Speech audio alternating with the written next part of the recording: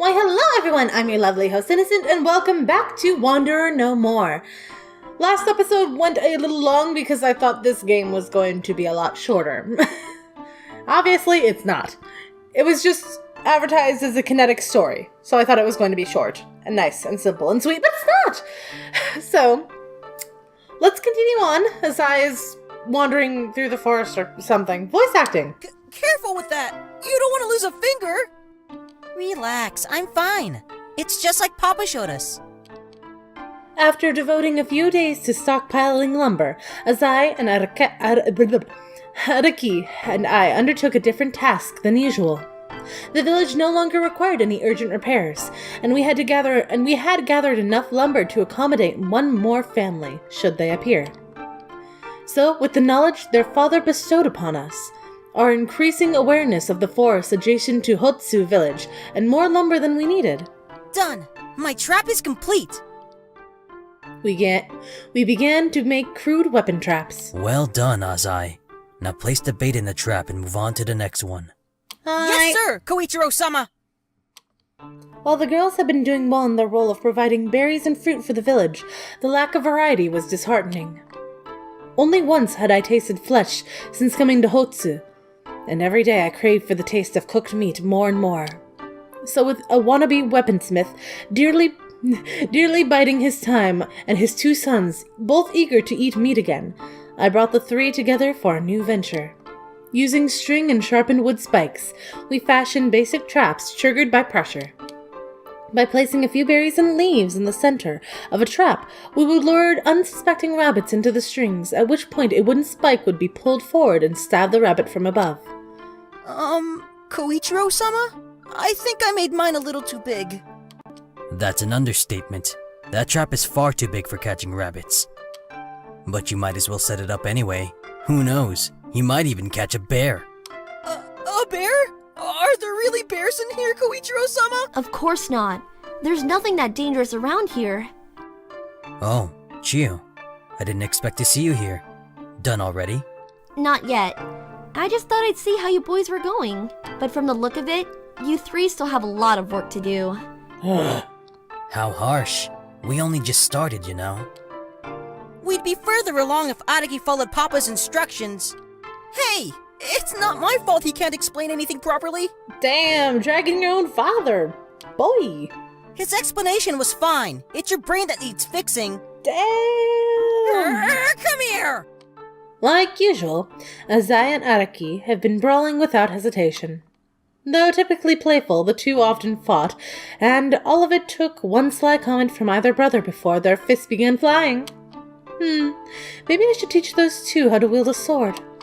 It might do them some good to learn discipline, and to vent their frustrations productively. That didn't take much. Boys really are violent thugs, aren't they? No, not all of them. If you want someone to agree with you, Chio, you should really be saying that to Kana. Besides, there's no harm in a little roughhousing. Even when they're this close to the traps they just made? You got a point. Boys, stop that this instant! Azai and Araki both stopped at my command. They slowly walked back over, paying little attention to the two traps they had just set. Sorry, Koichiro-sama. Yeah, we're sorry. Look, if you two want to play, that's fine. But do it away from the traps you just set. Whoa! You're right! Understood, Koichiro-sama! I'm going back to gathering food. You three have fun. Without another word, Chio walked straight past us, deeper into the forest. Something tells me I'll be hearing more about that during lunch. Oh well, Chio's message was conveyed, and that's what matters. All right, you two, back to work! And make sure to keep track of every trap you set. Chio, your sister, and I all need to know exactly what to look out for. Got it? Understood! Yes, sir! Koichiro-sama! Hi! 4 days later. In the days following our first attempt at making traps, my pupils and I were quick to reap the rewards of our efforts. On the first night, we managed to capture 6 rabbits and 1 fox, all of which we skinned and consumed that very night. Although we didn't get to eat much considering how many villagers the meat was shared between, the familiar taste was almost enough to bring me to tears. In the light of our success, that day we set up the same traps once again and crafted several more. With the taste of meat still fresh in our minds, Araki and I did all our part, setting up literally dozens of traps, limited only by the amount of string at our disposal. Nonetheless, our efforts were rewarded once again. We captured more rabbits than last time, enough to divide up evenly between every member of our small village. This pattern repeated once more, and if all goes well, it will repeat again yet again to Okay, yet again. one bowl of nutritious goodies, as requested. While I dreamed for another day's harvest, Chio placed my breakfast on the table. On either side, I found a bowl of fruit and berries, the same as ever. Why is that rabbit food on the table? We should still have some meat left over from last night, shouldn't we? Ko, you know you can't eat meat every meal of the day, and you can't skip meals either. If you don't want your breakfast, I'm not cooking what you catch today. Damn! Hey now, let's not go crazy here. I'm eating, alright? Just watch me. Without hesitation, I crammed my mouth full of miscellaneous fruits and berries. Chio didn't seem terribly impressed, but she didn't lash out either, so I presumed that I was in the clear. Fine. As long as you eat what I prepare for you. Oh, but speaking of meat, have you thought about doing some fishing? I followed the river a bit further upstream yesterday, and it looks like it leads to an underground spring. There were koi swimming around. Can you believe that? I always thought it was strange for trees to flourish in the middle of nowhere like this. But if that spring leads to the ocean, then maybe... Koichiro-sama! Koichiro-sama! Are you there? Mid-sentence, Chio's attention turned to the door, where she found her new friend shouting as loud as she could. Kana-chan? I'm here. What's wrong? Koichiro-sama, you're samurai, right? Yeah? Please, bring your sword and follow me. Okay. Without asking any questions, I grabbed my katana, essentially unused since I came to Hotsu, and followed Kana. She led me a short distance into the forest, near where her brothers and I first began laying traps. Kana looked around anxiously, on guard as she turned her head back and forth, searching for the danger she hadn't yet warned me about. Even without Kana saying anything, I can guess why I'm here. The large trap Akai made is gone, and there are a lot of blood where it once sat. Far more blood than I expected from a rabbit or fox. Going by the bloody footprints, my guess is that someone stepped in the trap.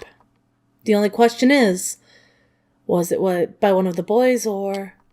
There he is! Oh no, he's cute. A short walk away from the trap had been set. A wounded samurai sat on the ground, nursing his leg.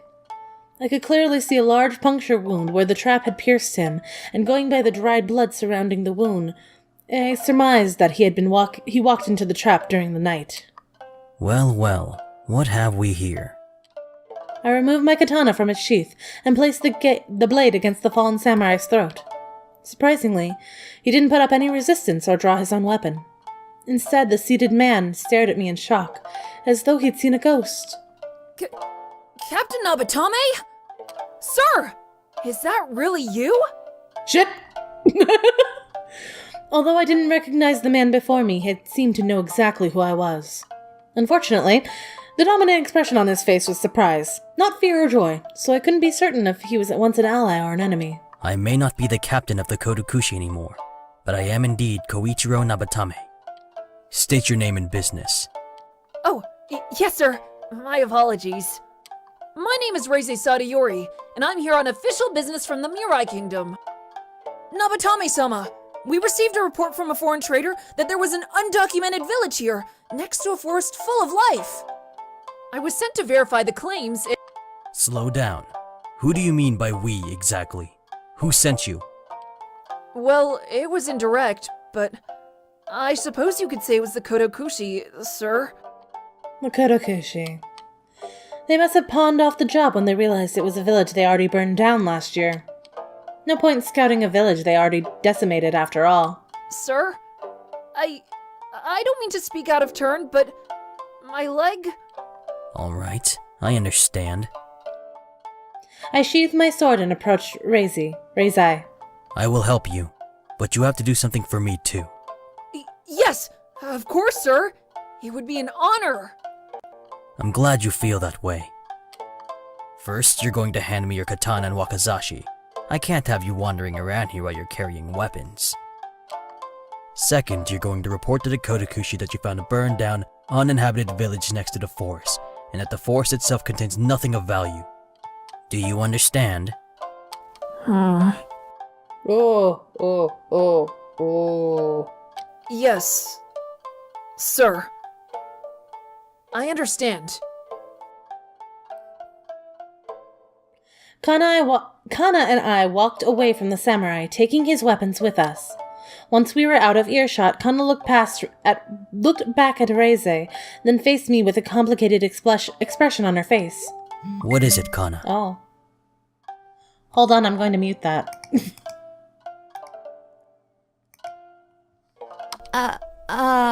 No. It's nothing important. I just... What the fuck is it? Kana tightly hugged the two sheath blades. Are we really going to help him? Why wouldn't we? You heard him. That man is a scout. He isn't here to harm us. I know that, but... I thought I muted you. There you two are. While Kana fumbled to find the right words, Chiyo finally caught up to us. Jeez, Kana-chan, you really surprised me there. I knew Ko was fast, but I never expected that kind of agility from you. I guess it's because I'm always chasing after my little brothers. Kana forced herself to laugh for Chiyo's benefit, but her worry overshadowed her false joy. Kana-chan, what's going on? Why did you need Ko? And... Chiyo's gaze drifted down to the two sheath blades cradling Kana's arms. I'll explain later. Kana, get a bucket and fill it with water. Chiyo, grab enough cloth to bind a person's leg many times over. Make it quick and meet me back here when you're done. Okay. Without argument, Kana and Chiyo did what I asked of them. They then handed over the supplies I needed and hung back as I approached Reize once more. I used the water to clean his leg, washing out splinters from the puncture wound as I removed any obstructions I found. Then I bound his leg with cloth, the cloth Chiyo gave me in order to stop the bleeding, and finally sent Reize off after reminding him of our deal. Is it really alright to just let him go like that? Kana-chan told me about your deal, but even so, how do you know he will honor it? With Reize no longer in sight, Kana picked up the bucket and remaining cloth and headed back to the village. Chiyo, however, was not convinced by what she had heard and seen, and showed no signs of returning just yet. The simple answer is I don't. Reize might tell the Kodakushi the truth the second he returns, sparking a manhunt akin to my escape from last year. If you know that, then how could you let him go? You're supposed to be this village's leader. How could you knowingly endanger everyone like that? Chiyo shouted at me angrily, obviously not approving of my actions. And I couldn't blame her. To Chiyo, a young girl cut off from a greater society, my actions may indeed have seemed like those of a traitor. Even so, my actions were not without reason. Chiyo, what do you think would happen if I killed Reize? What do I think? Yes, if I killed that scout, what difference do you think it would have made? Isn't it obvious?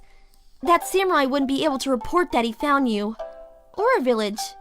We'd be safe. I shook my head at Chiyo's naive conclusion. Chiyo, when a scout goes missing, they aren't simply forgotten. If you sent Kana into the forest and she never came back, where is the first place you would look for her? In the forest. Exactly. That isn't to say that you were wrong, Chiyo. Reize may indeed tell the Kodakushi where I am, but this way, there's still a chance that he'll honor our deal, and that's far better than guaranteed destruction at the hands of his comrades. I see. So even if the odds aren't in our favor, at least this way there's still a glimmer of hope.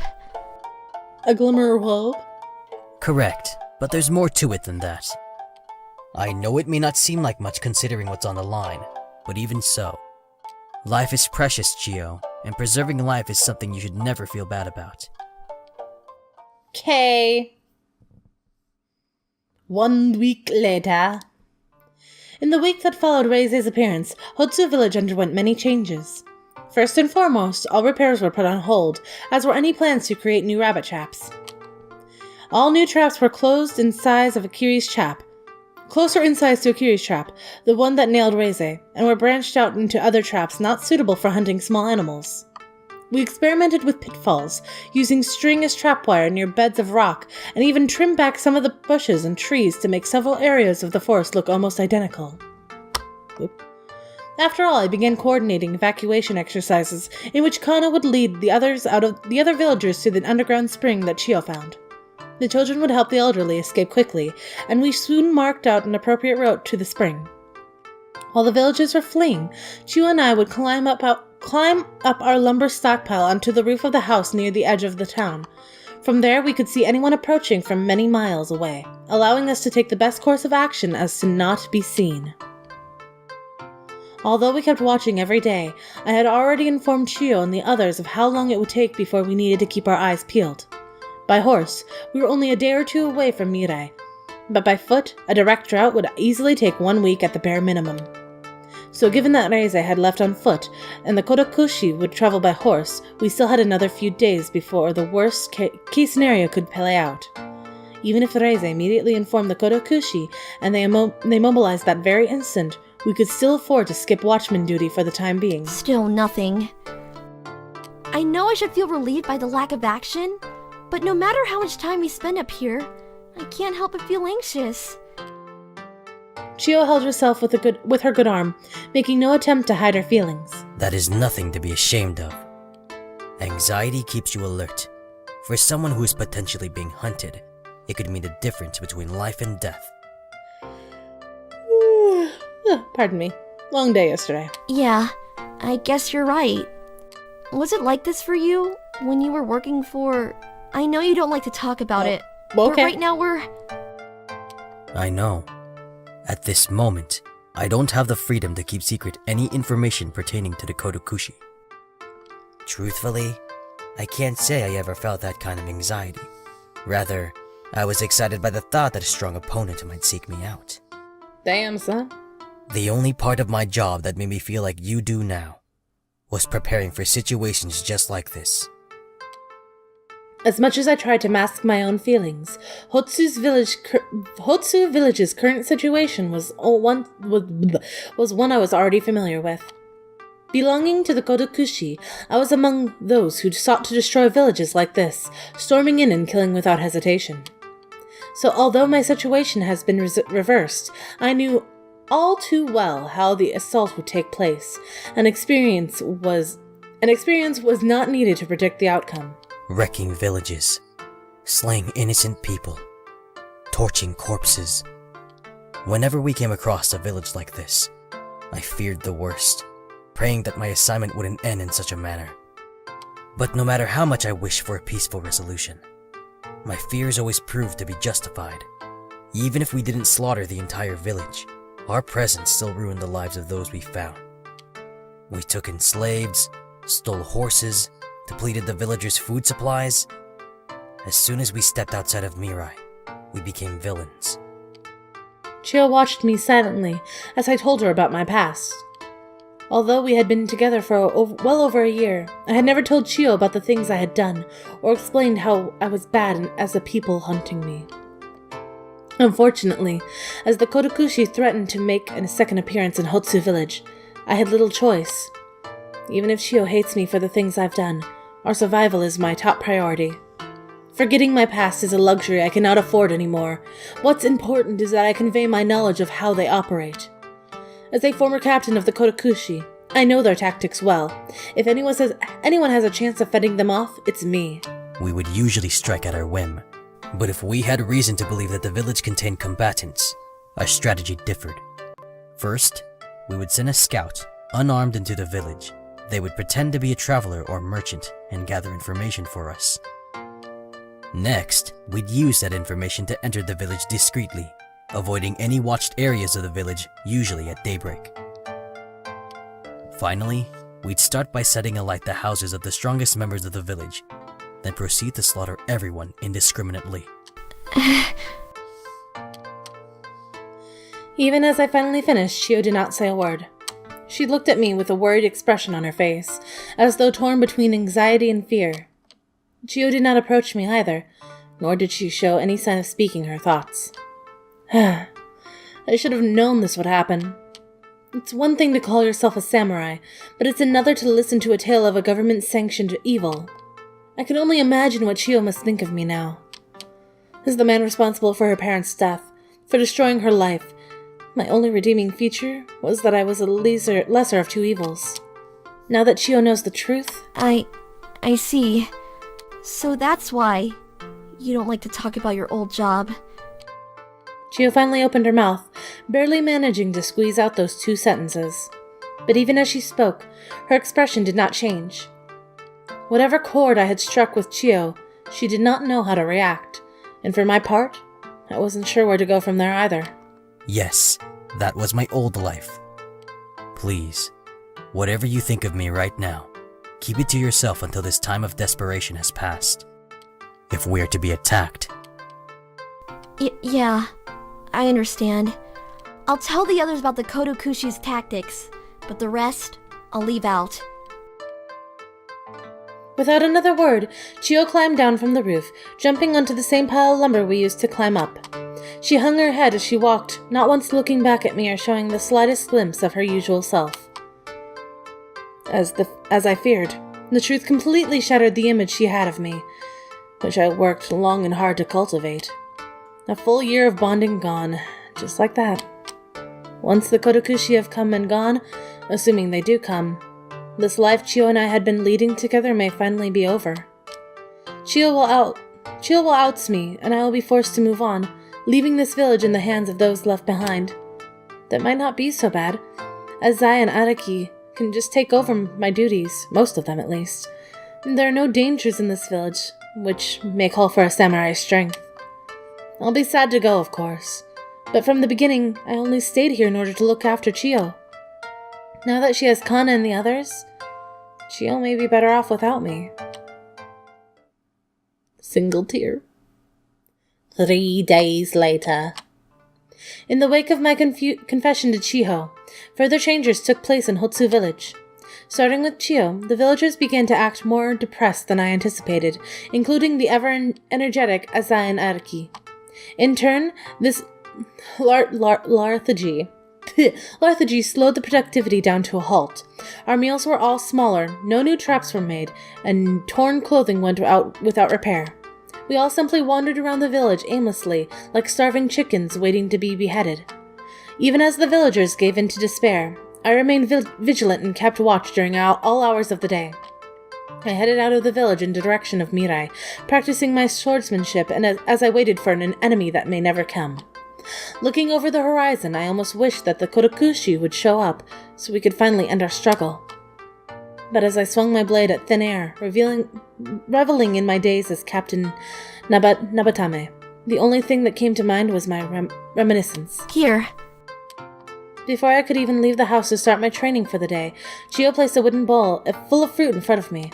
Despite our damaged relationship, Chio still insisted that I eat whenever she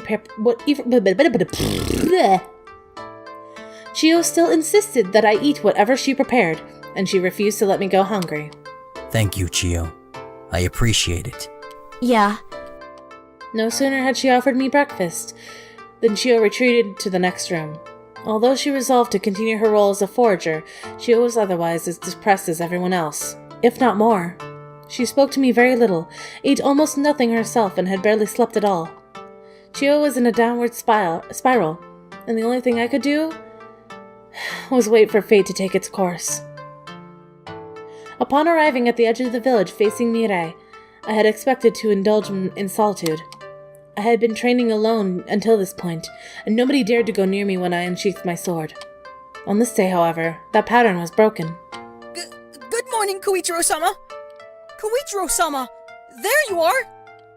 Waiting patiently near my usual training spot were Azai and Araki, both whom were wearing serious expressions. I hadn't expected either boy to be awake so early. Since they arrived, both boys had constantly woken up later than even the elderly villagers. Either my good habits were finally rubbing off, or something was wrong. Good morning, boys. You're up early. What brings you out here? Araki looked down at the ground and swayed from side to side, unwilling or unable to convey the reason behind his appearance. Koichiro-sama, Aza and I... Koichiro-sama, please train us! Train you? In contrast to his brother's reservation, as I immediately blurted out their mutual desire. Please, Koichiro-sama! Right! Please train us! Aza and Araki both bowed their heads. You two want me to train you? Yes! Please, teach us how to use a sword! You still have those 2 blades you took from that other samurai, right? Please, let us wield them! Yeah! We want to help protect the village! Please! Help us to protect our family! Aw, they're so sweet! Faced with the honest, selfless pleas of 2 young boys, I sighed in expiration and shook my head. Boys, I'm glad that you want to help, but the Kodokushi could be here any day now. Those men have trained for years, some even decades. Learning basic sword skills won't help you. But, Koichiro-sama... No buts. No coconuts. If you try to fight those men, you're going to get yourselves killed. Do you understand that? They will not take pity on you because you're children. They will slaughter you with ease and without hesitation. I understand that you want to protect your family, but you can't do that if you're dead. If you truly wish to protect your family, then go with them. Stay by their sides and see to it that they escape with their lives. Understood, Koichiro-sama. Aza and Araki slowly walked away, fighting back tears as they did. Once they had put a few meters between us, the 2 boys started to run straight towards their house. Neither one of them turned back to face me, nor did they say another word as they ran. My tone may have been a little harsh, but those boys needed to hear it. Childish dreams of heroism die the minute you enter battle. If those 2 fight, they will without a doubt be killed. So if making those boys resent me is what it takes for them to be alive, it's a price I'm willing to pay. Unfortunately, that seems to be the common pattern recently. Chio hasn't looked at me the same since I told her about my old job, and the friendliness I once received from the other villagers is now gone. Azai and Araki were most likely the only 2 left on my side, and now... I wandered past the edge of the village, into the barren lands before me. Unsheathing my blade, I exhaled deeply, readying myself for another day of training in solitude. With my blade firmly held at my right hand, I wandered away from the village as far as I could go without losing sight of my new home. A week or so of training may not make up for a year of peasant life, but it does remind me of the man I once was. Before I became a killer, I was devoted to swordsmanship. Ugh. I trained every day and took every opportunity to improve myself. I fought strong opponents, many of whom were twice my age and far more experienced. Yet I never lost. My endless training and natural talent propelled me forward, making it possible for me to become the best of the best. For all those who praised and revered my skill, just as many people resented me. Every time I defeated a seasoned swordsman while sparing, I would gain another fan and a dozen enemies. Ordinary people feared me, and the other samurai treated me with hostility, all because I surpassed them so easily. I dared to rise higher than they could ever reach, and for that, I was hated. Through the tough times, only 2 people stayed by my side.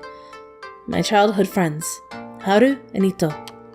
Like the 2 sides of my conscience, Haru and Ito always spurred me in a conflicting way, both of my best interests at heart. My dear Haru always wanted me to give up on joining the Kodokushi. She practically begged me to give up on swordsmanship and to live a normal life. Ito, on the other hand, considered us to be rivals. He foresaw that the 2 of us of joining the Kodokushi together, rising in the ranks and forever competing as we fought side by side. But now, that life is over. I had failed to make either one of their dreams come true. I could not give Haru the happy life she so deserved. Nor will I ever again fight by Otsu's side. I'm sorry. All I have left now is the village and the people within it. My daughter, Chio, my 2 pupils, Araki and Azai, their sister, Chio's good friend, Kana, The kind-hearted families who fled from Mirai. Before I realized it, I was swinging my sword angrily, cutting away at the air before me while deep in thought. I thrust my blade forward, then turned around and slashed the invisible enemy behind me. As though dancing, I swiftly moved in a chaotic yet rhythmic pattern, playing out a scene of carnage from my past. I disemboweled and beheaded soldier after soldier, painting the walls red with their blood. Whether they love me or hate me, I will protect every person in this village. I am the village leader, and I will fight through to the bitter end. The Kotokushi will come, if not because of that scout, then for the sake of exploration, or to expand the kingdom. And when they do, I'll be ready. After many hours of tireless training, I returned home to eat lunch with Chio. I had worked up both sweat and an appetite, thanks to the hot rays of the sun beaming down on me. So about a bowl full of juicy fruit sounded more tantalizing than ever. Upon walking through the door, however, I immediately realized that my exertion would not be rewarded so easily. About time you got back, Ko. You reek of sweat. Waiting with a stern look on her face, Chio addressed me the moment I walked inside. Yes, it is rather hot out there. It's easy enough to work up a sweat even without moving, let alone while swinging a blade around. Is that right? Chio stared at me dubiously, as though my reply didn't matter in the slightest. Did something happen, Chio? Or is this still about what I told you the other day? Don't jump to conclusions. Not everything is about you, Ko. Maybe you should think less about yourself and more about those around you. With obvious hostility in her voice, Chio failed to answer my question. Unfortunately, with no idea what she was angry about, I could only act like my usual self. Others around me. Are you talking about yourself? I've been giving you space because I thought that was what you wanted. If not, all you had to do was... I'm talking about Kana's little brothers! I don't know what you said to them, but those boys have been depressed and crying all morning. Now Kana's angry at me because of something you said! Just what did you say to those boys exactly? What did you do to screw up their lives? The second I tried to make a joke, Chio lashed out, completely unwilling to play along. I could see fury in her eyes, unlike anything I'd seen since we first met, back when her parents' corpses were still fresh, and we were mere strangers. Hey now, calm down. There's no need to get upset. The boys wanted me to show them how to use a sword, and I refuse. That's all. Perhaps I could have been nicer about it, but I still feel that my decision was warranted. Warranted or not, you've just made the entire Kihei family hate you. You need to apologize to those boys right now. You want me to apologize? I told those boys not to throw their lives away. How is that something to apologize for? I don't care who's in the wrong, just apologize to them. You're the adult here, so act like one. Tell those boys that you're sorry so we can all be friends again. Faced with Chio's accusations and demands, I could feel my calm disposition slipping away.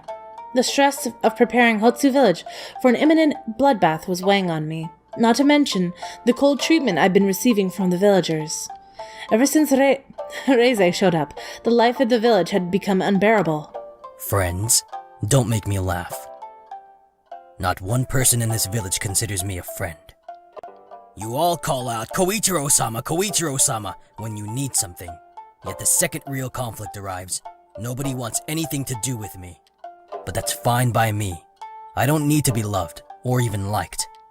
I will continue to do what I think is right. Are you even listening to yourself? Just how self-centered can you be?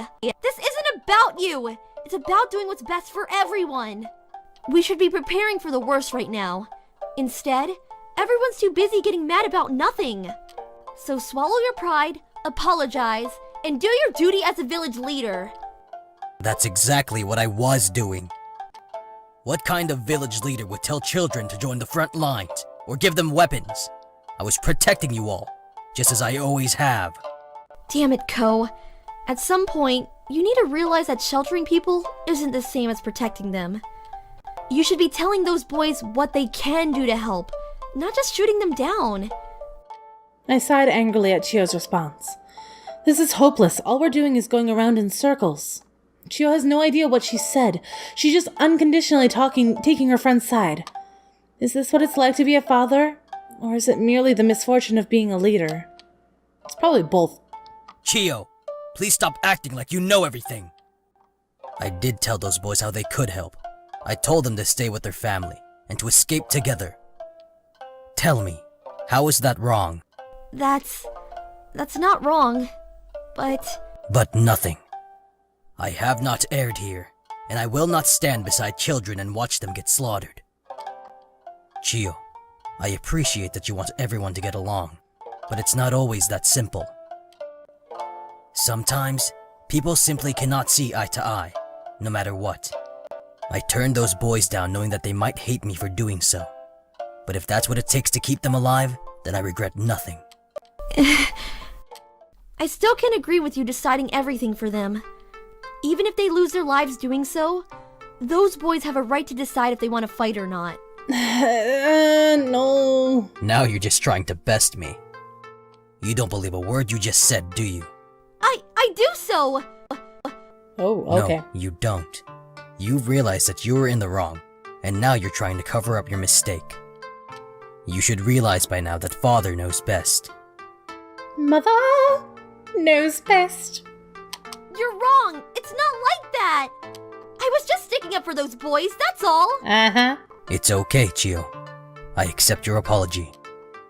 Though if you really want to apologize, know that the quickest way to a man's heart is through his stomach. I'm just gonna end that there. No. I laughed at Chio's attempt to maintain her dignity, then offered her a way out. I didn't want to argue any more than she did, and if giving Chio another task would help her keep her distance a while, then both sides would benefit. So that's what you were after. Fine. If preparing your lunch is what it takes to put this conversation behind us, then I'm ready whenever you are. Let us go for a little trip into the forest, shall we? Now that's more. Wait a second. Us. I'll grab the food. You need a bath. I wasn't kidding about you reeking of sweat, Ko. I suppose I have been training since daybreak. Even if I can't smell myself, I'm definitely covered in sweat. Okay. A quick bath, lunch, and then back to training. Today might not be a total waste after all. Well then. After Chio grabbed a basket to fill with food, the two of us entered the forest. Despite knowing the path, I followed Chio as she led the way, trailing close behind while we silently smiled to myself. In truth, there was no reason for me to be smiling. I was quickly becoming alienated, arguing with my daughter, and aware of my imminent threat of the village. Nonetheless, when I watched Chio, once again, joyful and full of life, I couldn't help but smile. While I dislike arguing with Chio, in this case, our heated exchange seemed to have done some good. Yesterday, Chio would barely speak to me. Now we're strolling through the forest together. Apparently, a bit of communication was just what we needed. Chio and I avoided parts of the forest in which the boys and I had laid traps.